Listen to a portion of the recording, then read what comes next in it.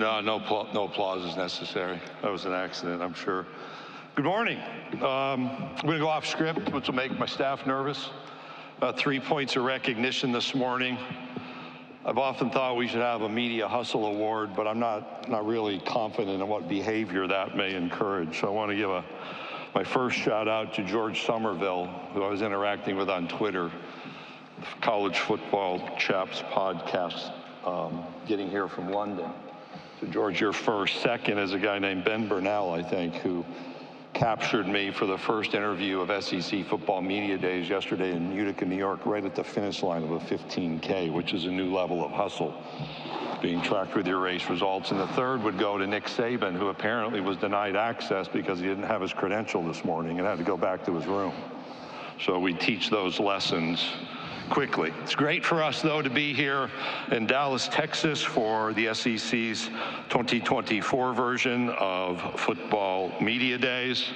We're thrilled to be in a city where Dak is the quarterback, where the Dallas Mavericks made a run to the NBA Finals with a number of players from the SEC, including Kentucky's PJ, Washington's, Arkansas's Daniel Gafford, and South Carolina's AJ Lawson, where our 2019 Women's Basketball Player of the Year and Mississippi State alum Tierra McCown is part of the Dallas Wings, where over in Arlington, Florida's Wyatt Langford is having an impact in his rookie season for the Texas Rangers. And tomorrow night in Globe Life Field, Paul Skeens from LSU, now Pittsburgh Pirate, will take the mound as the starting pitcher for the National League in the All-Star game. To build my local credibility, back in 1991, I was here in Dallas for a set of meetings.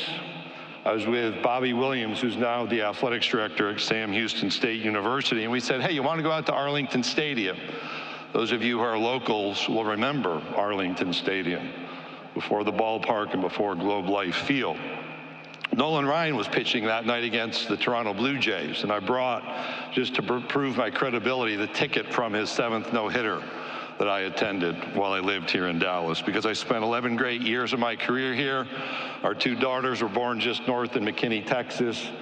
I occupied offices along North Central Expressway when I worked for the Southeastern Conference, and it's great to be back in Texas representing the 16 universities of the Southeastern Conference, and following a video that began with words like Billy Cannon running, Manning rolling, Manning looking. It was Archie Manning back in 1969 in Legion Field on a game, the first televised Saturday night game we had on ABC. It's Larry Munson yelling for Lindsey Scott. It's a statement that here, history runs deep. And then you saw Pat, as in Pat Summitt, and Perry, as in Perry Wallace, and Goose Givens shooting over Duke in the 1978 Final Four. And you heard 3 words: passion, rivalry, family. You saw confettis, you saw trophies, you saw champions, you saw celebrations, you saw a quarterback leading the marching band, and you saw Olympic medalist after Olympic medalist. That's the imagery to which we're accustomed in the SEC. And then you saw something new. You saw Bevo, and you saw the Sooner Schooner. And you heard from 14 deep to 16 strong. 16 is our today, and 16 is our tomorrow. Those 16 universities represent a currently enrolled student body of right at 500,000, a global network of 5 million living alums and former students, direct local economic and state impact exceeding $100 billion annually, a number that will continue to grow. And the innovative nature of these universities has caused us in the Southeastern Conference, through the collective campus work, to be the first collegiate athletic conference to convene an artificial intelligence consortium that's already creating research and collaboration and programming partnerships, including a faculty education program about how you manage artificial intelligence in the university learning environment. We've already engaged over 1,000 of our faculty and education around that important topic, a new topic, an emerging topic in which we intend to lead as campuses.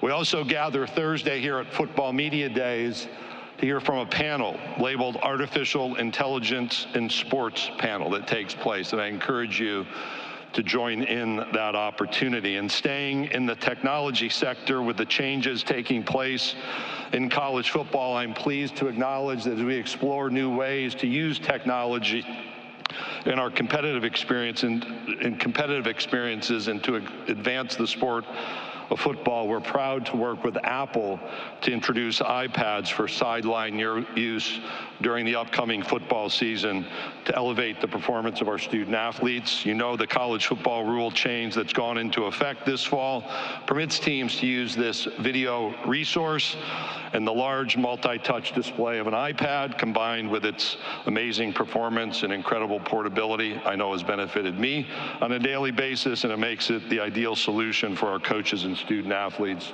to use in-game video efficiently.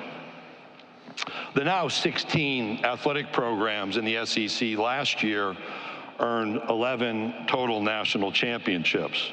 The SEC is the only conference to participate in every one of the 14 college football playoffs. For the 18th consecutive year, we led all leagues with the most NFL players drafted at 59.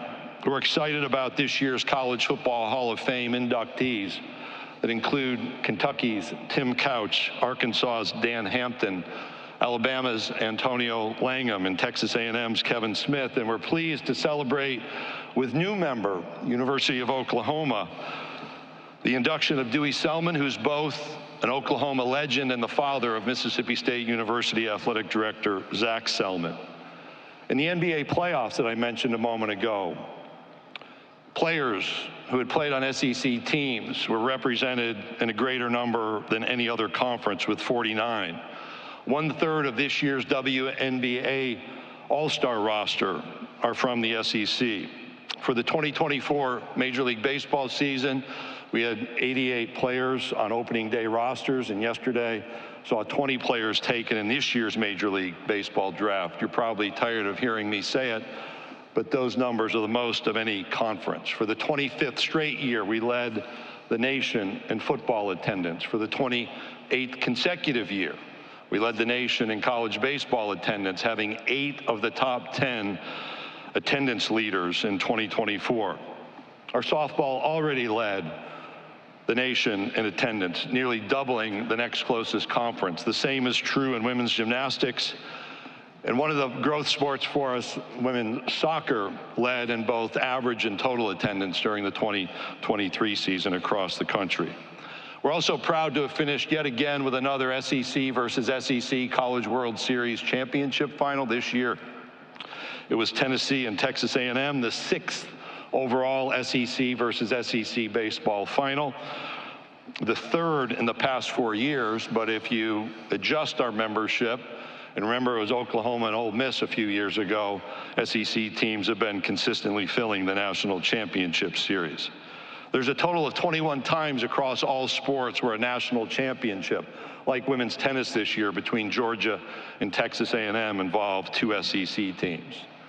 When we look ahead to the Paris Olympic Games, there are a total of 270 Olympians with SEC ties. 85 will populate the Team USA roster. 42 of those U.S. Olympians are returning Olympic competitors, and 43 will be first-time Olympians. And we will have every one of our 16 universities represented on the U.S. Olympic roster. And that roster in U.S. track and field includes 35% of that roster being comprised of representatives from SEC universities. In swimming and diving, it's 37% of that roster. And we will have representatives on all 4 of the U.S. Olympic basketball teams, the men's basketball 5-on-5 team, the women's basketball 5-on-5 team, and the same in both the men's and women's 3-on-3 teams. But let's go back for a moment to our opening video. And while I'd rather talk about all-stars and champions and Olympians, I want to focus on some words you probably missed. We said in that video that was used to celebrate the additions of Oklahoma and Texas as new members just a few weeks ago, that it's time to update. It's time to update your expectations for what college athletics can be. And many of you have written or opined about this being a unique time for college athletics. Time for movement, obviously, and a time of change.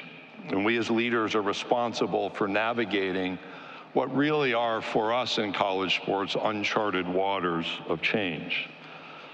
And we're doing so at a time when the pressures to recruit, to win, to draw people in are just as high as they've ever been. But we've added a set of external factors: the litigation that presses in, state-level legislation, conversations with Congress, and the emergence of the next great idea that is sold or pitched as something that will quickly and fully resolve the issues currently faced in college sports. But the reality is, there is no easy button we can just go push to resolve the issues we face. And there's no magic pill. And any time you go through a reset, it is difficult. This past Saturday evening, we were reminded of the stress and divisiveness that's present in our nation, well beyond any playing field. We know that elections are fundamental in these United States of America, and none of us are expected to all agree on how votes should be cast. In fact, probably most of us try to avoid those conversations at family gatherings. We'd rather talk about the weather, talk about how the kids or the grandkids are doing in school, where somebody's going on vacation, or maybe who's going to win the game on the upcoming Saturday. When you attend one of those games on Saturday and you look around, you see Democrats and you see Republicans. You see liberals and conservatives. You see those who work in a white-collar setting and those who work in a blue-collar setting. You see young and old, families and individuals, people from every religious background, every demographic range in this nation. And this sidebar is not about politics. It's actually about what we do on Saturday, that comfortable point of conversation at those family gatherings. These remarks are about the ability of people to come together even when there are differences.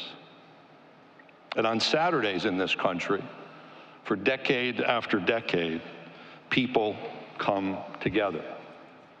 We actually need more of what we do in college sports. And in college sports, and in college football in particular, we know, there's an opponent on the field, and spread across a stadium, there's a peril from the opposing teams, one dominant, one in the minority. But in those stadiums, I've stood with sometimes 100,000 or more to sing the national anthem, sometimes thinking that the entire stadium is actually participating. I've joined in those stadiums as you watch maybe a Chinook helicopter fly over, a B-2 bomber, or an F-22, just amazed. And then celebrated a little bit later in the game, when during a break we stop and we bring the flight crew onto the field and celebrate them for their service. I've heard the absolute silence in a crowd of thousands of people revved up and ready to go, who stand for a moment to honor someone we've lost. We actually need more of those unifying moments in this country, and that's why I say again, we need more of what college football does in this nation, not less. We need more of what college sports does, because that unity I talked about and those variances that exist within a crowd aren't just in a football stadium. You see them at baseball games and basketball games and along all of those sports that I cited just a moment ago. In fact, if you drove in on a morning to Hoover, Alabama, to our baseball tournament, you would see tents pitched with university logos and colors of a particular fan base. And it's not long before somebody else starts to trickle in. And I can recall this year seeing a South Carolina tent pitched right as I drove in, and underneath there are Vanderbilt fans and Tennessee fans gathered having a conversation. They're actually smiling despite being dressed differently. Under an Auburn tent, Florida fans and Georgia fans gather for those same conversations. That's the reality that we need and the lessons that we can learn through college sports. We need more of those unifying moments. And again, I'll say we need more of what college football and college sports does and can do, because we're at a time filled with uncertainty. And that exists in our culture in a big picture, and it exists in college sports. On May 23rd, the plaintiffs in a set of lawsuits, along with the NCAA, the ACC, the Big Ten, Big 12, SEC, and Pac-12, announced agreement on terms of a settlement related to a set of lawsuits. And while that agreement does not resolve every issue, and it is not a finish line, it does provide an opportunity for us to move forward in modernizing important elements of college sports.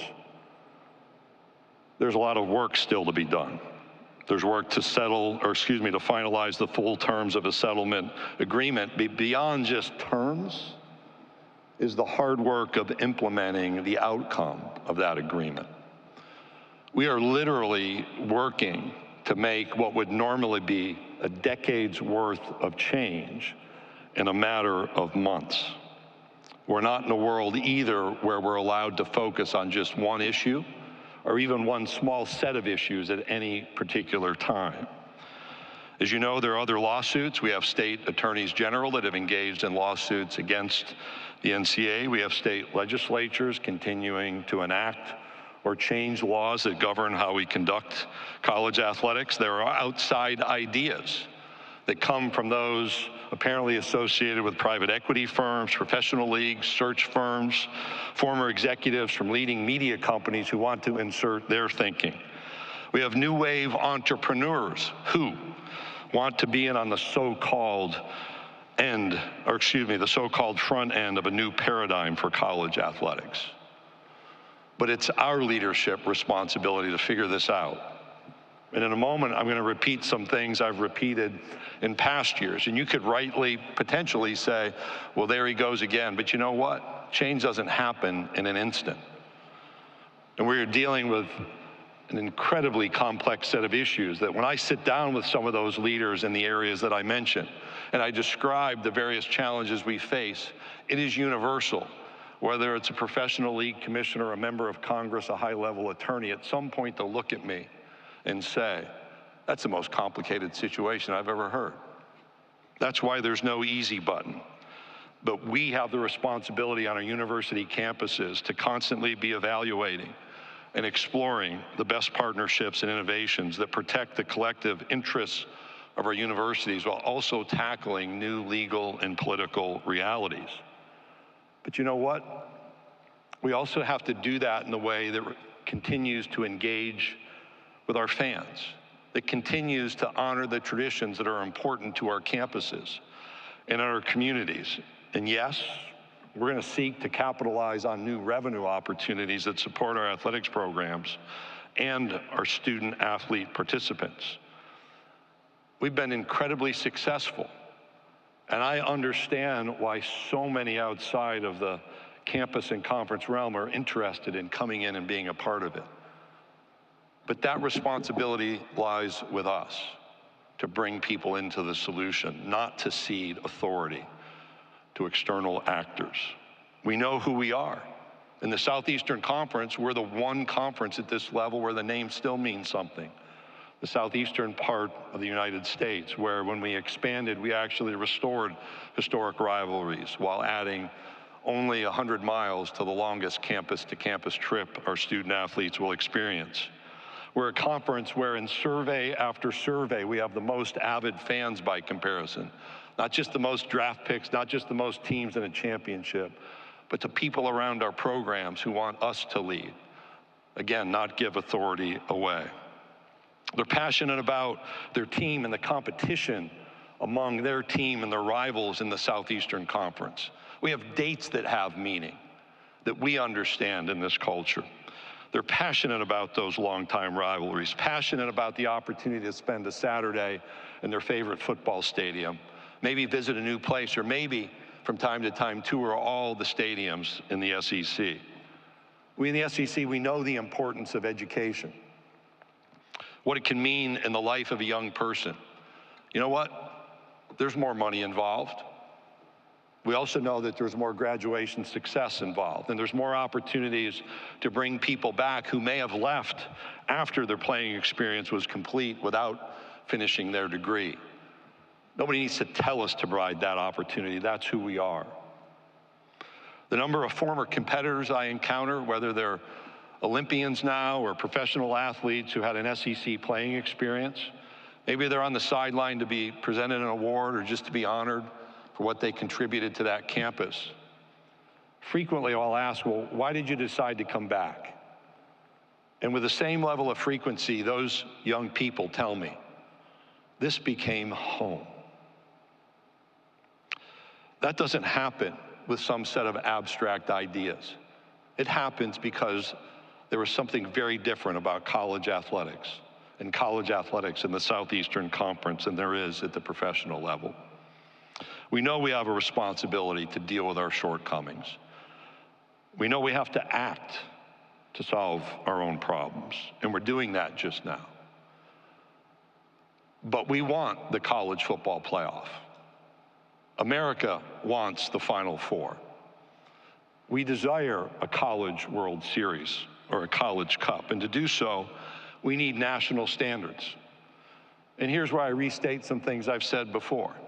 And I'm actually the voice of our student athletes because they have said over and over, we deserve better as student athletes than to have a patchwork of state laws that tell us how to manage our name, image, and likeness. We deserve better than a race to the bottom for competitive purposes on a state-by-state basis. And we as student athletes want to know when we line up for a kickoff, tip-off in a basketball game, first pitch in a softball or baseball game, that the people occupying the other uniforms are governed by the same set of standards governing us. We've also experienced change in sports gambling, and we've seen some really difficult stories play out at the professional level where people have lost their careers. Last year I spoke about a head coach who had lost an opportunity in our own league. And I'll say again, it's not good enough for states just to allow legalized sports gambling. They owe protection to the participants. And the online and direct pressures that come from those who aren't successful in their gambling decisions affect our participants.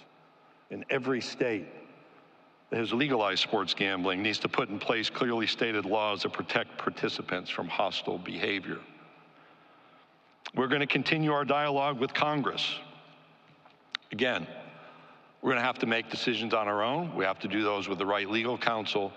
But Congress is a place that can help set national standards and address the issues our student athletes have raised. We're not waiting for change to land in our laps. We have a responsibility to engage with our congressional leaders. Our leaders are elected to lead, and I appreciate those conversations. But on behalf of the now over 8,000 student athletes in the Southeastern Conference, the future doctors and lawyers and engineers and teachers and nurses and real estate agents, the leaders of tomorrow,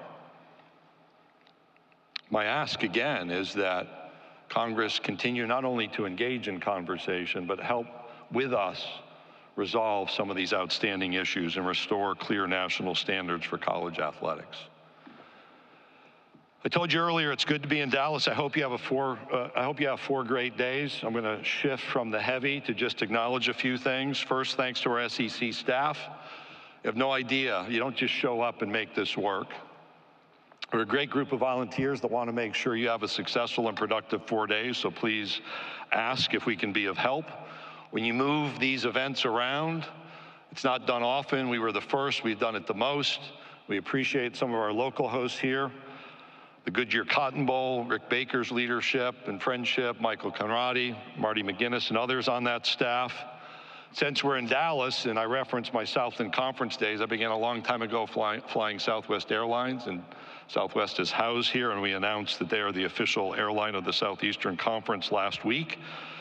Recognize and thank them. We appreciate the Dallas Sports Commission and the leadership of Monica Paul, their help to get us here, but also how we light up the skyline with the SEC theme throughout the week. the Omni Dallas and Guadalupe Ruta, Courtney Roy, and the entire team here. Also Anthony Travel and John Anthony for actually securing us a location. I'm also going to announce a little bit of news. It's a little bit of news. We've moved around from Birmingham to Atlanta to Nashville and now Dallas. And in 2025, we're going to return to Atlanta and the College Football Hall of Fame with our football media days. I also want to say thank you to Regions Bank, who is a year-long sponsor, but the sponsor of our media days. They also played a key role in something called SEC Startup. I promise you, I'm almost at the end, so I'll catch you on this one.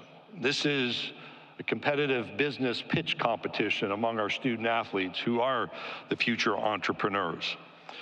They make a presentation and a pitch competition with their business concepts presented and reviewed by a panel of judges. It will be shown on a program tonight on the SEC Network at 7 Eastern, SEC Startups Debut.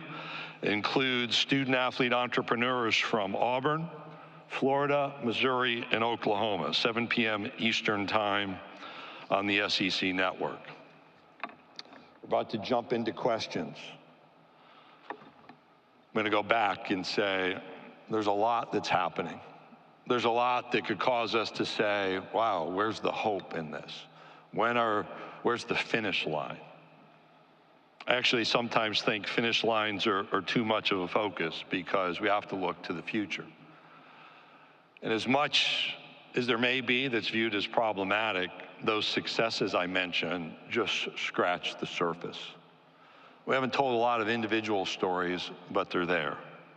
And I'm optimistic about our future because I get to spend time with the leaders in the Southeastern Conference, the leaders today and the young people who will be leaders tomorrow, which is why through all of this change, I'm convinced our best days are still ahead.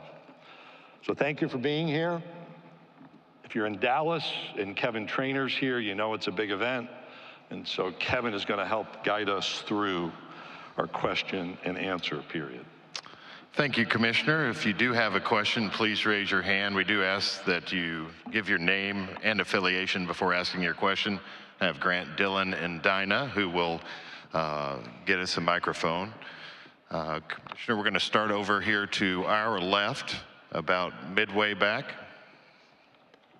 I guess we should have written them on a card and I could have called on you, but we're a little bit more open, so here you go. This works. Thanks, Greg. Matt Houston, WFAA. Can you expand on why we're in Dallas today and what makes the communities along the I-35 corridor from Austin to Norman a cultural fit for the SEC? A few things. One, we actually made an effort to move here in 2018 with Media Days, thought that Dallas might be the right first place. We have an incredible alumni population in the Metroplex, and we did some research on that back to 2018. I didn't have to go back and conduct that research. Again, it's one of the most accessible cities in the country. The variety of ways you can travel here allows you to run a 15K in Utica, New York, and be here for dinner by the end of a Sunday, like I did yesterday. Our move in 2018 was a recognition that we had moved west with Missouri and Texas A&M, with the border states in Arkansas and Louisiana with LSU. Made it sense not just to be at one. If we're going to be at more than one location, how do you touch the perimeters? We had a basketball tournament in St. Louis, Missouri, back in 2018, if I have my dates right, and so we were used to that movement. We've had 3 years to prepare for expansion, which is, I think, a record long time. And as we went through the expansion, that made Western events more and more important for us. And we pretty quickly decided to move Media Days. We looked at Houston, looked at Dallas, were the two that were our biggest focus. Here, the transition from Norman to Columbia, Missouri, Fayetteville, Arkansas, College Station, Austin, Texas, that movement's really easy. And we are a big part of Texas. Texas is a big part of us now. I've always seen coaches traveling here during my own travel. We've had a bowl game affiliation here for a long, long time, and all of those relationships combined to make it the right move for us. And I encourage you to have fun fitting that into a small soundbite. Commissioner will go right in front of us in the middle aisle. Hey, Greg. Connor O'Gara, Saturday Down South. I know there's been probably a lot more important things with college athletics, but I was curious if there's a plan for an SEC tiebreaker system now that there's no divisions to be able to settle an SEC championship. Yes, in fact, we had our athletics directors on a video conference Thursday where he provided an update. It is a lengthy plan, consolidated around, I think, 8 principles. We go back to our athletics directors at their next video conference. It's about 2 weeks away. We can finalize that anytime between now and the start of the season. We have an annual in-person meeting where any of the little pieces that have been identified for review can be refined and finalized. So absolutely. Commissioner, we'll go over to your right. Dennis along the aisle. Greg, Dennis Dodd, CBS Sports. Certainly the House settlement as proposed for the next 10 years limits some legal liability. But USA Today recently reported in the last 10 years, the NCAA has incurred $433 million in legal expenses alone. Anybody can sue anybody for anything. But how do you lower the temperature on that? Part of the current settlement effort is to resolve, to the extent we can resolve as much as possible, to do just that. We're not alone in college athletics at being pursued from a litigation front. You saw what happened in the NFL's Sunday ticket decision. You look at Major League Soccer, just doing research on Law 360. You can see the existing open lawsuits there. We clearly have had to think differently, and you can see that happening as decisions are made on policy. An element of the question is how much authority can be managed at a national level through the NCAA. That's clearly what's under full scrutiny. What can be managed at the conference level? If it's less nationally, how do you actually have Final Fours in college football playoffs if everybody's to have a different set of rules? I also would observe that when you look at litigation that exists at the professional level, it's not an indication that that model solves all litigation threats. The simple observation is we live in a litigious society, and we have to continue to make wise decisions informed by legal counsel and be prepared to defend those decisions that are made. Lastly, we're dealing with historic change. And again, people have written over time they should have changed sooner. The reality is, whether you take that opinion or not, the change is happening now. Okay, we'll go all the way in the far back left. Hey, Greg. Bruce Marshall from WHBQ in Memphis. Maybe I should be this to Jim Phillips at DC next week.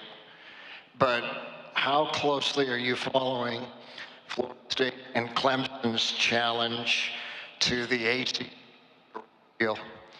And if they succeed, what sort of ramifications do you see for the entire college sports landscape? Could you repeat that real question? We had you breaking up for just a bit. Yeah, I think I got it. So the question is, how closely do I monitor what's happening in the ACC? Yes, yes. And then what are the implications? I pay attention. As I said, we're focused on our 16. I've said before at media days, I'm not a recruiter. My job is to make sure we meet the standard of excellence that we have for ourselves on a daily basis. That attracts interest. It's done that with the 2 universities that we've added this year. They're not the only phone calls I've ever had, but I'm not involved in recruitment.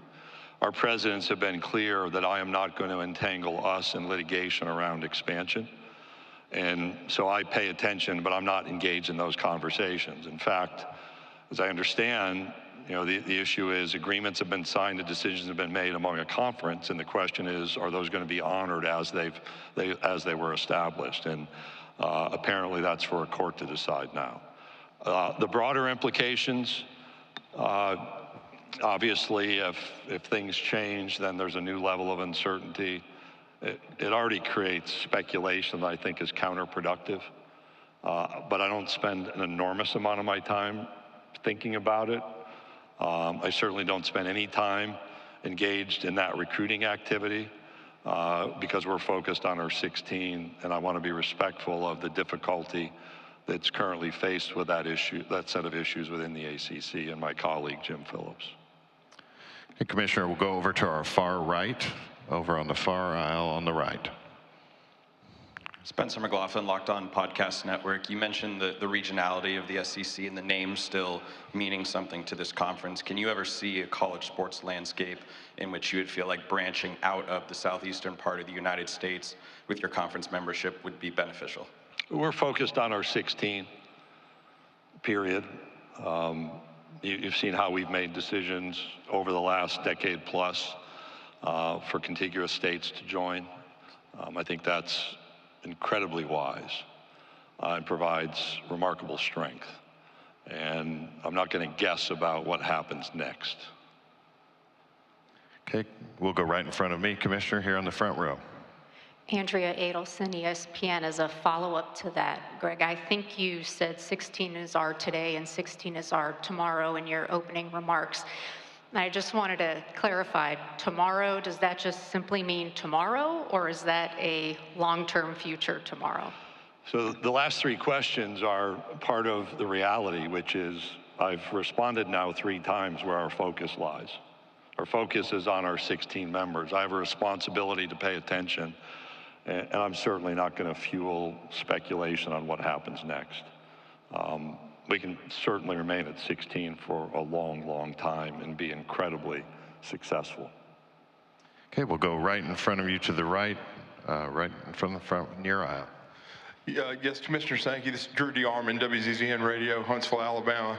You worked with him throughout your entire career as commissioner on the other side of the headset with Coach Nick Saban.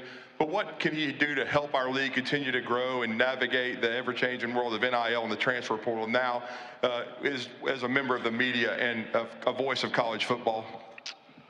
What can Nick do? Well, help us avoid rat poison would be the first on the list. He and I spoke, it was a couple days after the announcement of his retirement, and I think one of Nick's observations, I think it's fine to share, is the ability to be influential in a different role outside of coaching. He and I probably dealt with, well, you're doing this because Nick thinks it's competitively favorable. One of the things I found over time is Nick, in many ways, uniquely thought ahead on issues. Provided really deep and clear insight. And he and I have had any number of conversations over, this is my 10th year as commissioner, but I've been in the SEC for 23 years, and but for the 2 years he was with the Dolphins, we're in conversation throughout those couple of decades. So I think he can bring that clarity. I think he can bring an understanding that even I don't have dealing with these issues on the front lines as a head football coach, and I know he brings a love of the game overall to an analysis. And so I have seen him engage in conversations already in a big picture problem solving way, and I hope that will continue. And he can evaluate my performance, since he's sitting in the room listening, my performance in answering that question. Commissioner, go right in front of me, 3 rows back, Barry. Barry Trammell, Tulsa World. Greg, you clearly knew a lot about Oklahoma and Texas 3 years ago when they agreed to come into the league. Learned a lot about them since then. What did you learn about them with your 2 visits to Norman and Austin in the last couple of weeks? So the Austin visit was June 30th. The first on my priority list is don't be the last speaker between a crowd of thousands and Pitbull's performance. So that was a non-advantageous position, and we won't let that happen again. In both places, you saw the passion for their programs play out, and then in individual interactions while I walked around campus, either running on Sunday morning in Austin or Monday morning in Norman with a logo on and people doing a double take. It was fun to see in those communities displays of the SEC logo. At a leadership level, to have deep conversation about what the decision means for each campus, and me talking about what it means for the conference. I learned more about drone shows than I thought I would know, given the performances at both places. And I learned that both clearly meet what one of our athletics directors called the "it just means more" test. So that avid fan base that I spoke of earlier, that is in backward-looking surveys, Both Oklahoma and Texas bring that same type of avid fan base to a set of peer universities and peer athletic programs. I also learned it's hot in a tuxedo in Norman, Oklahoma on a football field late at night in July. Okay, we'll go back in the center section, same area. It's right behind you. Kirk? Kirk Bowles from the Houston Chronicle. Texas liked to think it ran things in the Big 12. I was curious what you would state as far as your expectation of Texas' influence and impact on the playing fields and in the boardroom. I actually think I just answered that to Barry, that both are now part of a conference with peer athletic programs and peer universities. So they'll fit, and we'll fit together as 16. Okay, we'll go over here to our right. Commissioner, over on the right-hand side. Yeah. Hey, Commissioner. Steve Moulton. Which side? There we go. Yep. Right here. WZZN in Huntsville. I heard you in Destin mention that there's no better time to be a college athlete than right now. But I do wonder, from talking to college athletes, what are their biggest concerns or issues that you hear from the players themselves? What are the biggest issues? So I walked through some of them. One, that they dislike this notion of every state having a different set of rules around how name, image, and likeness is conducted. They dislike lining up in contests and not having an understanding that those on the other side are held to the same standards. Whether you want to believe it or not, they're not looking to be employees, and we've had pretty free-flowing conversations with them about what that may mean on what's perceived as a positive side and maybe the more problematic side. One of my really great conversations, Henry Coleman III, who plays basketball at Texas A&M, right after we announced expansion, Henry was on our men's basketball leadership council call and asked, when are they going to join? And I said, is that because you don't want to play your in-state rival, or you do? And he said, I want to play them as soon as I can. Our student athletes want great competition. They want the excitement of our stadiums and our arenas. They want to be against the highest level of competition. My reference to baseball is not accidental. I think the improvement of our baseball is in part about how our programs have positioned themselves, invested in facilities to attract coaching talent, and that attracts talented players who want to line up and compete against each other. Those are quick elements. They want to know that they're going to be supported. If they're injured, they want to be cared for. They want to know that they have mental wellness care and support available. They tell us that mental wellness area, they want us to eliminate any barriers or perceived roadblocks, them accessing that might be viewed as problematic. So maybe some distance from their coaching staff just so they can have a safe space when it's needed. And they want to play for a championship in a meaningful way. Okay, Commissioner, we'll take one final question over to our left here on the near aisle. Ralph's been diligent, so I'm going to call an audible too, to my right after. So two, Kevin. Good morning. Good morning, Commissioner. You talked repeatedly this morning about being focused on your 16. Can you talk about the impact that Texas and Oklahoma are going to have on league revenues and what your outlook is for the current TV contracts and what they can expect as far as bringing in more money? Well, we don't parse out our money because we just add to. Our revenue is generated by 16. And clearly the revenue happens at a couple different ways. One is at a national level.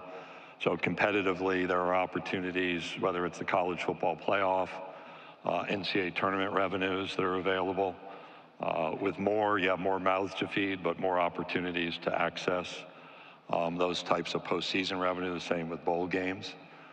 You have conference revenues. We have media contracts that can be adjusted. We have a network that draws eyeballs in on a national basis. All 16 of our schools combine to create that interest.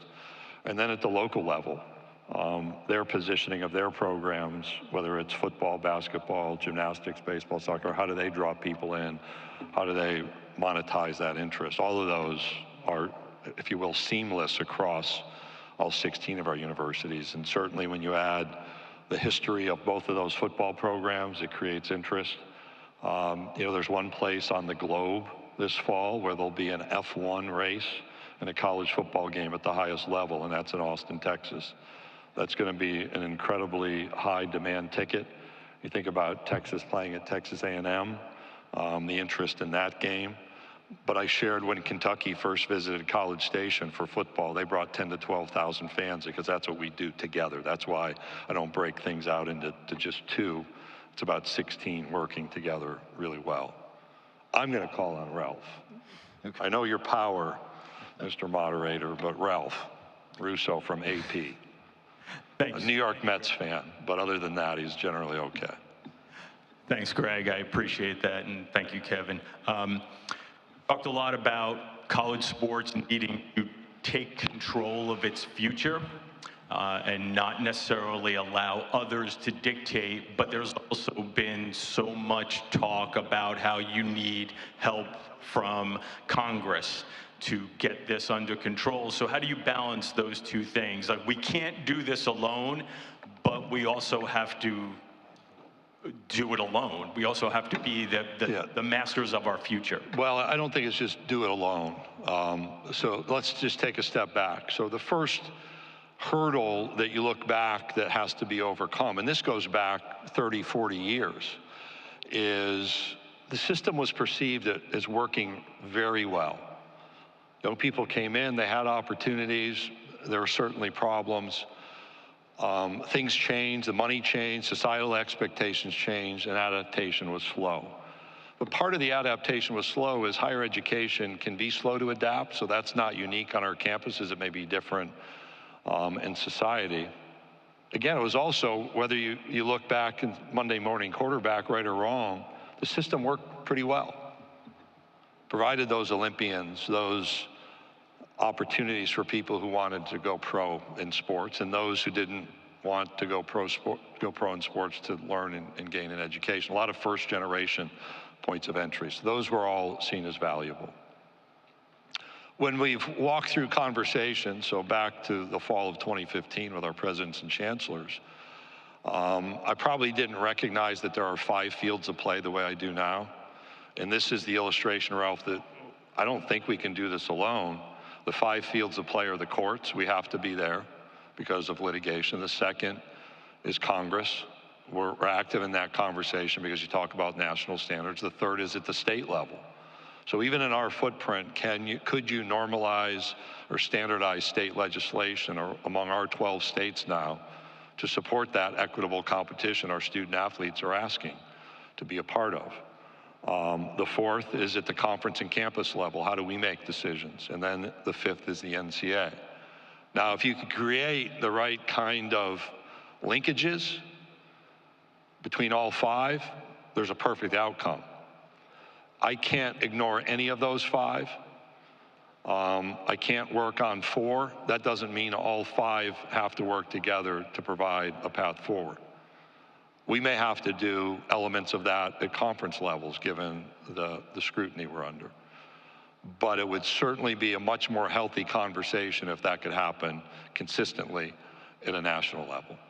I hope that's responsive and it illustrates both the why did it take so long. That's a little bit of our history in higher education. It was perceived as working well, plenty of criticism that it didn't. We've clearly adapted. You just think about the changes in the last 10 years, forgetting the outcome of the current settlement. There's a lot of things different around college sports. And that informs why I take the position there's no better time, yet we still have work to do. Thank you again for being here. Look forward, I think, to most of our conversations through the rest of the week. If our staff can be of help, or if I can be of help to the extent my time permits, I look forward to engaging in conversation. I'll be back shortly to introduce our first head football coach of the day.